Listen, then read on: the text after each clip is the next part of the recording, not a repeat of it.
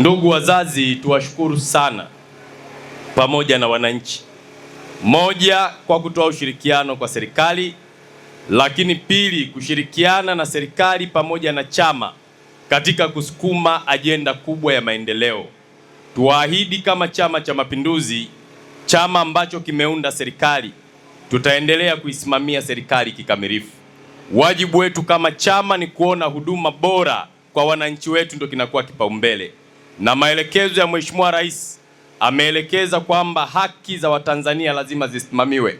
Maendeleo na miradi lazima ikamilike ili mwananchi ndani ya mkoa wowote aweze kupata kile anachostahili kupata bila kuonewa na mtu yoyote. Dr. Samia oye! Baada ya kusomewa hii taarifa, mradi huu utagharimu jumla ya milioni 584 na milioni 400 imeshatumika kujenga miundombinu mbalimbali hapa yakiwemo madarasa, maabara na mambo mengine. Kwa hiyo serikali yenu itaendelea kuleta huduma bora za elimu ili muweze kusoma na mje kutumikia taifa letu.